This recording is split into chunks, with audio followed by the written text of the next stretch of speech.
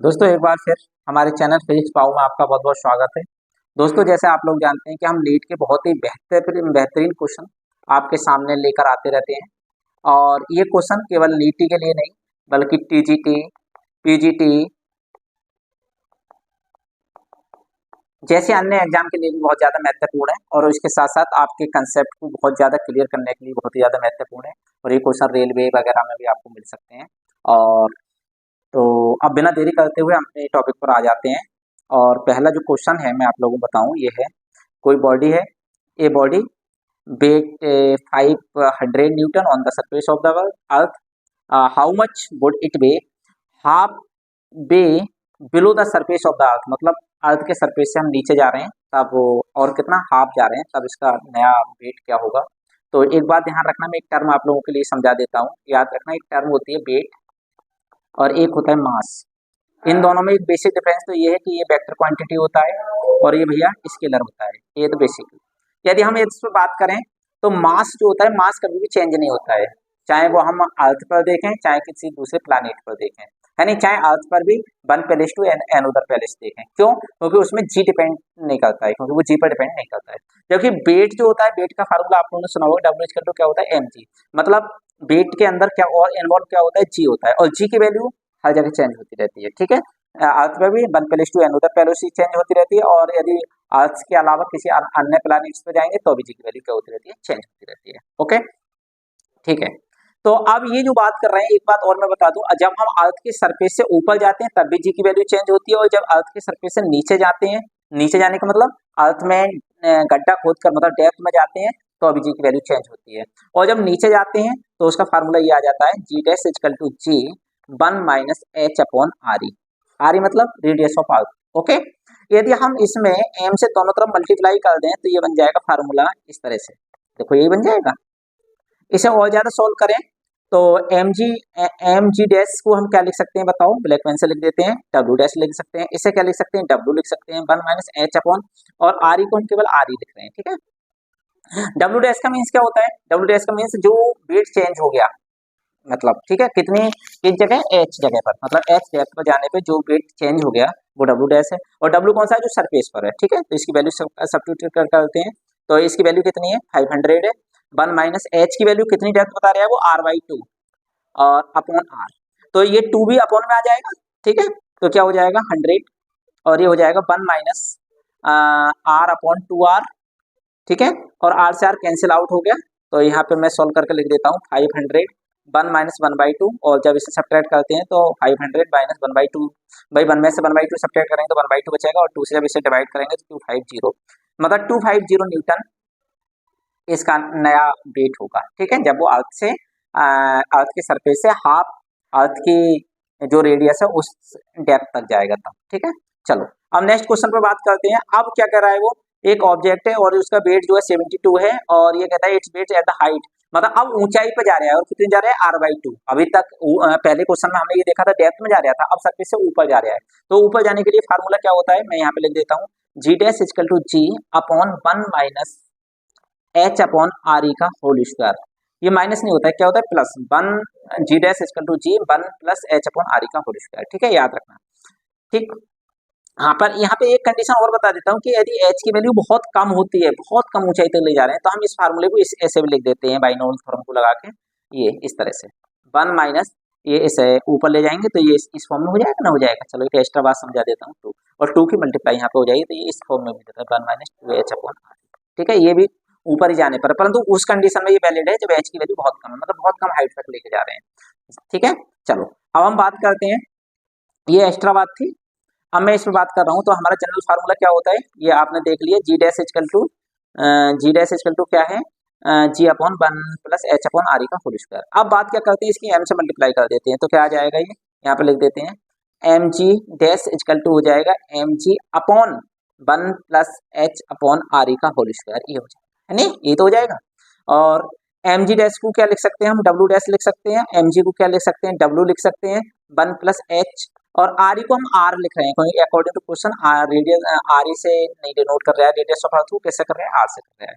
अब इसमें value substitute कर दो, इसकी वैल्यू कितनी है, 72 है, 1 + h, और h की वैल्यू कितनी है, r/2 है, और r इस फॉर्मूले में होता ही है, और जब इसे हम सॉल्व करेंगे तो ये 2 अपॉन में आ जाएगा और आर से आर कैंसिल आउट हो जाएंगे, तो ये टर्म बन जाएगी आपकी 72 अपॉन 1 प्लस 1/2 का होल स्क्वायर।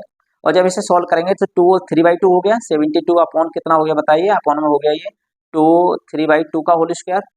ठीक है, इसे हम रेड पेन से लिख देते हैं यहाँ पर, और ऊपर हम इधर सॉल्व कर देते हैं भाई, ये ऊपर सॉल्व कर रहे हैं रेड पेन से लिख के, ये सॉल्यूशन अब इसका यहाँ पर लिख देते हैं।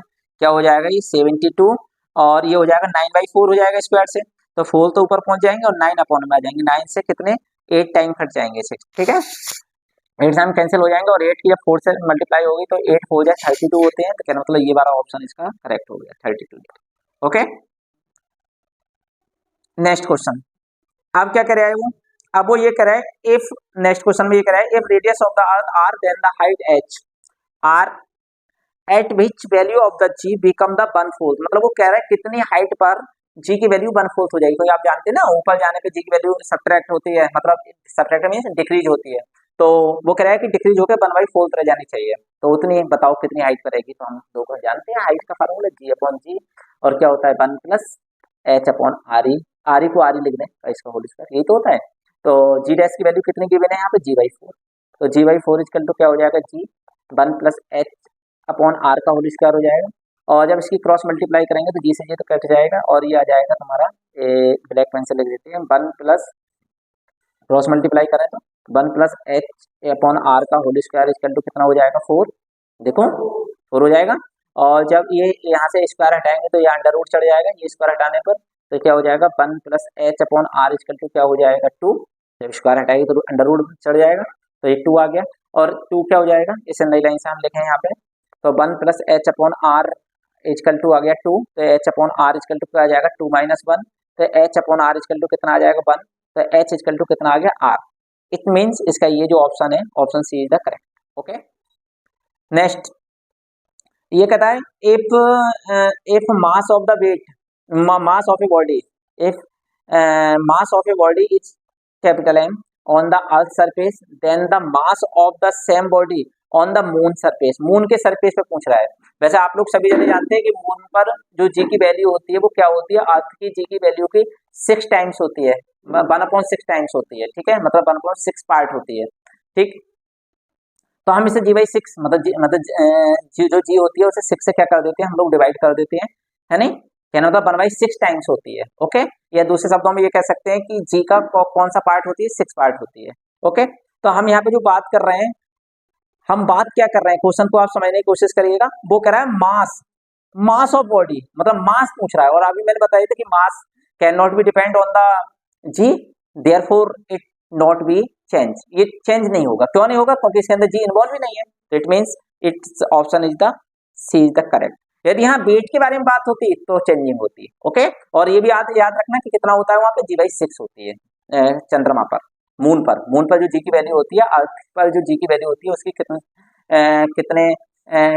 कितना पार्ट होती है, वो 6 पार्ट होती है, उसका g/6 हो जाती है। Okay, next question, this is the very important question, और ये काफी कंपटीशंस में आता है, आप लोग जैसा इसमें देख रहे हैं कितने कंपटीशन में आया हुआ है, और चेंज होकर आता है। कभी कभी ये कहता है इंक्रीज द पोटेंशियल एनर्जी, और दूसरे कभी कभी कह देता है in the form of the work done, मतलब उसे वर्क डन कितना करना पड़ेगा।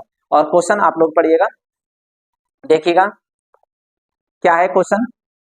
क्वेश्चन ये कह रहा है a body of mass m, कोई बॉडी है मास m की, is taken from the earth surface to the height h, मतलब अर्थ के सरफेस से कितनी हम हाइट पर ले गए, उसे h हाइट पर ले गए, equal to the radius of the earth, मतलब कितना, मतलब जो हाइट है वो कितनी है, इक्वल टू द अर्थ।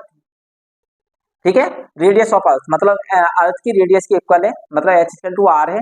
तो कहते हैं द इंक्रीज पोटेंशियल एनर्जी, कभी कभी वो इंक्रीज पोटेंशियल एनर्जी कह देता है, और कभी पीछे एक नीट में एग्जाम क्वेश्चन आया था नीट के एग्जाम में, तो उसमें ये कहता वर्क डन, मतलब कितना वर्क डन करना पड़ेगा, तो change in potential energy is equal to work done, तो हम दोनों ही लिख सकते हैं, और इसका एक जनरल फार्मूला होता है, ये हमें जरूर देखना है, और काफी बार ये क्वेश्चन आता है और कई कई पैटर्न में आता है। तो इसका जनरल फार्मूला W कह दें या इसे डेल्टा U कह दें, ठीक है, दोनों बात एक ही है, और इसका तो होता है इसका formula mgh/1 plus h/r, r या r ही, ठीक है। तो यहाँ पर रेडियस को r से डिनोट कर रहे हैं, तो मैं भी यहाँ पे r ही लिख रहा हूँ। ओके, तो ये फार्मूला होता है mgh/1 प्लस h/r। ओके, और यहाँ पे h की वैल्यू कितना है, हमें बस इन क्वेश्चंस में h की वैल्यू को समझना होता है, और h की वैल्यू कितनी है वो कह रहे हैं equal to the radius of earth, मतलब h इक्वल टू कितना है यहाँ पे r। तो यहाँ सब्स्टिट्यूट कर देते हैं और ये आ जाएगा फिर delta u equal to mgr/1 plus r/r, r से r कैंसिल आउट हो गया, और तो कितना हो जाएगा mgr/1 प्लस 1। तो आप जानते हैं जब डिवाइडेशन में कोई भी चीज कैंसिल आउट होती है, सेम चीज कैंसिल आउट होती है तो वहां पे 1 बन जाता है, ठीक है। और प्लस और माइनस में यदि कोई चीज कैंसिल होती है तो वो 0 बनता है। तो यहाँ पे भाई देखो r/r से कैंसिल हुआ है तो 1 बन गया, तो 1 कितना हो गया 2, तो कितना आ गया ये mgr/2। कहने का मतलब इसका ये ऑप्शन इज द करेक्ट, ठीक है। कभी कभी ये क्या कह देता है, कभी कभी इस टाइप के क्वेश्चंस में मैं एक्स्ट्रा बात बता देता हूँ आप लोगों के लिए, वो कहता है h equal to the half of radius of earth, मतलब हाफ बोल देता है उसे, ठीक है। कभी 3/2 कह देता है, इस तरह से ये चेंज कर करके आपके लिए, और वर्क डन भी पूछ सकता है और चेंज इन पोटेंशियल एनर्जी भी पूछ सकता है, ठीक है। तो ये सब चीज मैंने आप लोगों को बता दी, और ये 5 के 5 क्वेश्चन आपके लिए बहुत ही ज्यादा महत्वपूर्ण है, इन्हें जरूर आप लोग देख कर जाएं, ठीक है। और इस तरह की वीडियो देखने के लिए हमारे चैनल को सब्सक्राइब करें, शेयर करें, अधिक से अधिक लोगों में भेजें आप लोग, और इससे आपको बहुत ज्यादा बेनिफिट मिलेगा। और मैं ये गारंटी देता हूँ कि जिस मेथड से मैं समझा रहा हूँ यूट्यूब पर या कोई भी एक्सपीरियंस टीचर से, इस बेस से आपके लिए क्वेश्चन नहीं समझाता होगा। आप, मैंने जितनी 4 वीडियो भेज दी है, ये आज मैं 5वीं वीडियो भेज रहा हूँ, ठीक है। तो आप लोग देखना कि जो मैं मेथड देता हूँ वो बहुत यूनिक मेथड है और चुटकियों में ये सवाल हो जाते हैं। धन्यवाद, थैंक यू वेरी मच।